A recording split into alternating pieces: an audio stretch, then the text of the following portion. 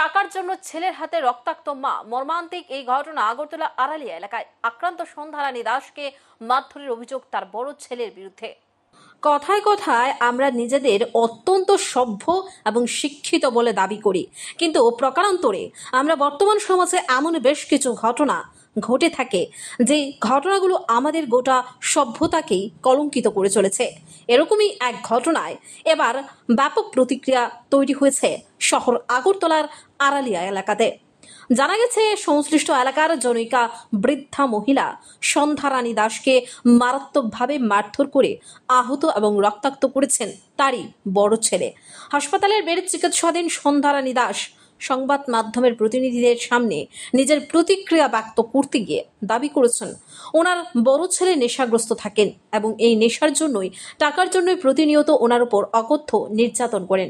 সর্বশেষ বেশ কিছু টাকা দাবি করেছিল এবং সেই টাকা না দেওয়ার ফলশ্রুতিতেই এই ঘটনা বলে দাবি সন্ধ্যা দেবীর। এই ঘটনা প্রকাশিত হতেই ব্যাপক চাঞ্চল্য ছড়িয়ে পড়েছে এবং এভাবে সভ্য সমাজে দিনের পর দিন যে ঘটনাগুলো ঘটে চলেছে তার বিরুদ্ধে শুভচিন্তক মহল প্রচন্ডভাবে চিন্তা প্রকাশ করেছে। কিভাবে হইছে? রাতে পালাইছেন। কে? বড় ফুলানি। কি কারণে?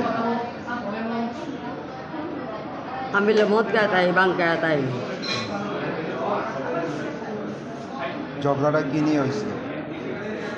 টেয়া পয়সা নিব লুটা বুটা আমার বেড়া ফ্যাংশনে টেয়া হয় ইয়া করি এবার টেয়া পয়সা লুটা বুটা লয়ে যাবে গানি।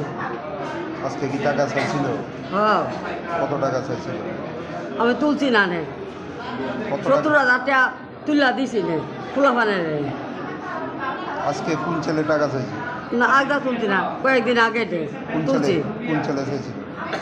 বড় ছেলে রে তোমার ইয়া চালাইতে পারে না দেখা এবার বড় ইয়া কত পারে না দেখা এবার আমি তুলা দিছি। কত টাকা চাইছিল? 70,000 টাকা আমি তুলা দিছি।